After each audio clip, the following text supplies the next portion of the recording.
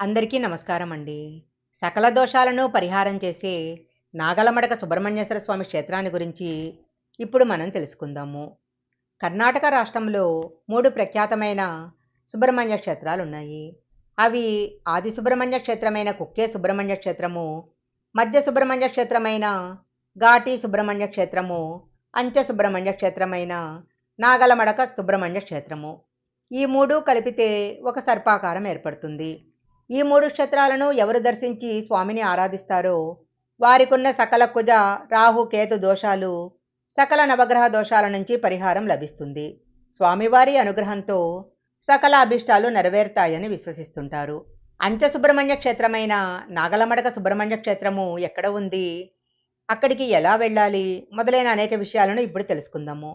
నాగలమడక ప్రదేశము విజయనగర రాజుల ఆస్థానానికి చెందినది అంటారు. నాగలమడక కర్ణాటక రాష్ట్రంలో పావగడ పట్టణం నుంచి 14 కిలోమీటర్ల దూరంలో ఉందని చారిత్రక ఆధారాల వలన తెలుస్తుంది. పురాణ కథ విషయానికి వచ్చినట్లయితే శ్రీరామచంద్రుడు వనవాస కాలంలో నాగలమడకలో నివాసం ఉన్నట్లు చారిత్రక ఆధారాల వలన తెలుస్తుంది. ఇక్కడ కొన్ని రోజులు గడిపిన తరువాత శ్రీరాముడు ఈ ప్రదేశం వదిలి కామనదుర్గ కాకాద్రి కొండకు ప్రయాణమైనాడు. ఈ కొండనే కామిలకొండ అని కూడా పిలుస్తారు. ఈ కొండపైన శ్రీరామచంద్ర స్వామి వారి గుడి ఇప్పటికీ ఉండటం ఒక విశేషము. నాగలమడకలో అన్నంబట్టు అనే బ్రాహ్మణుడు ఉండేవారు. ఆయన సుబ్రహ్మణ్యేశ్వర స్వామికి గొప్ప భక్తుడు. ప్రతి సంవత్సరము ఆయన నాగలమడక నుంచి కాలినడకన దక్షిణ కర్ణాటక ప్రాంతంలోని కుక్కే సుబ్రహ్మణ్యేశ్వర స్వామి దర్శనానికి వచ్చేవారట. ఒకసారి వృద్ధాప్యంలో అన్నంబట్టు గారు కుక్కేలో సుబ్రహ్మణ్యుని రథం లాగే సమయానికి చేరుకోలేకపోయారు.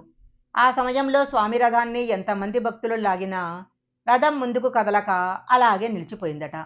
చివరకు అన్నంబట్టు గారు అక్కడికి చేరుకొని రథం పగ్గాలపై చేయి వేసిన తరువాత రథం కదిలిందని స్థానికులు చెప్తారు. ఇక సాక్షాత్తు సుబ్రహ్మణ్య స్వామి వృద్ధాప్యంలో అన్నంబట్టు కుక్కేకు రాలేడని భావించి నాగాభరణమును ఇచ్చి నాగలమడకలోనే ఉంటూ తనను సేవించుకోమని చెప్పినట్లు ఆలయ స్థల పురాణం వలన తెలుస్తుంది. అన్నంబట్టు ఆ నాగాభరణాన్ని తీసుకొచ్చి నాగలమడకలో ప్రతిష్ఠించటం వల్లనే ఆ ప్రదేశానికి నాగలమడక అనే పేరు వచ్చింది.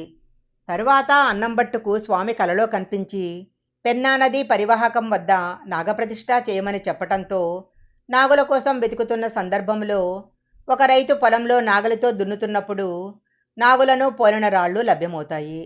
వెంటనే ఆ రాళ్లను ఇక్కడ ప్రతిష్ఠించినట్లు చెప్తారు. ఆలయ నిర్మాణము ప్రారంభ దశలో కేవలము 4 స్తంభాలు నిలబెట్టి రాతిబండ పరిచి మంటపాన్ని నిర్మించారు. కొంతకాలానికి రొద్దంకు చెందిన బాలసుబ్బయ్య అనే వ్యక్తి ఈ మంటపంలో వ్యాపారానికి సంబంధించిన సరుకులు పెట్టుకొని నిద్రిస్తున్నప్పుడు స్వామి కలలో కనిపించి ఆలయం నిర్మించాలని చెప్తారు. దానితో ఆయన ఆలయ నిర్మాణానికి కృషి చేసి ప్రస్తుతం ఉన్న ఆలయాన్ని నిర్మించినట్లు తెలుస్తుంది. ఆ వంశానికి చెందిన వ్యక్తులే ఇప్పటికీ ప్రతి సంవత్సరం ఇక్కడ జరిగే రథోత్సవంలో అన్నదాన కార్యక్రమం నిర్వహిస్తున్నారు. నాగలమడకలో సుబ్రహ్మణ్యేశ్వర స్వామి ఆలయంలో ఉండే శిల్పము చాలా సుందరంగా ఉంటుంది. 3 చుట్లు చుట్టుకొని 7 శిరస్సులు కలిగిన 3 అడుగుల నాగప్ప స్వామి శిల్పం చూసిన భక్తులకు తక్షణమే భక్తి భావన కలుగుతుంది. నాగలమడకలో ఒక ఆశ్చర్యకరమైన ఆచారం ఇప్పటికీ కొనసాగుతుంది. ఏడాదికి ఒకసారి నిర్వహించే బ్రహ్మ రథోత్సవంలో లక్షలాది మంది భక్తులు తమ మొక్కుబడులు తీర్చుకోవడానికి వస్తుంటారు. అందులో విశిష్టమైనది పులివిస్తళ్ళు. పులివిస్తళ్ళు అనగా బ్రాహ్మణులు భోజనం చేసి వదిలిన ఆకులు.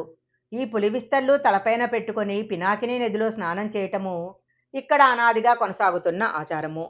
స్వామి రథోత్సవం తర్వాత బ్రాహ్మణులు భోజనం చేసి విడిచిన పులివిస్తళ్ళు ఏరుకొని వాటిని తలపై పెట్టుకొని పవన పినాకిని నదిలో తలంటు స్నానాలు చేస్తే పాపాలు పోతాయని భక్తులు భావిస్తారు.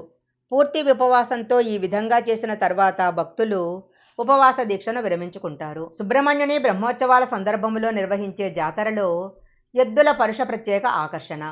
కర్ణాటకలోని తుముకూరు జిల్లాలో అతిపెద్ద ఎద్దుల పరుష ఇక్కడ జరుగుతుంది. దాదాపు 10 రోజుల పాటు ఎద్దుల అమ్మకాలు కొనుగోళ్లు జరుగుతాయి. అంచె సుబ్రహ్మణ్య క్షేత్రంగా పేరు పొందిన నాగలమడక సుబ్రహ్మణ్యేశ్వర స్వామిని దేశవ్యాప్తంగా కొలుస్తుంటారు. ఆంధ్రప్రదేశ్, కర్ణాటక రాష్ట్రాల్లోని భక్తుల పాలిట కొంగు బంగారమై విరాజిల్లుతున్న ఈ ఆలయాన్ని దర్శించటం వలన సమస్త కుజ, రాహు, కేతు దోషాలు, సకల నవగ్రహ దోషాల నుంచి విముక్తి లభిస్తుంది. ఓం శ్రీ సుబ్రహ్మణ్యేశ్వర స్వామియే నమః. ఈ వీడియో గనక మీకు నచ్చినట్లయితే లైక్ చేయండి, షేర్ చేయండి. ఇలాంటి మరిన్ని వీడియోల కోసం మా ఛానల్ సబ్స్క్రైబ్ చేసుకోండి. పక్కనే ఉన్న బెల్ ఐకాన్ యాక్టివేషన్ చేసుకుంటే మేము పెట్టే వీడియోలన్నీ కూడా మీకు ముందుగానే నోటిఫికేషన్గా వస్తాయి. మరొక మంచి వీడియోతో మళ్ళీ కలుసుకుందాం.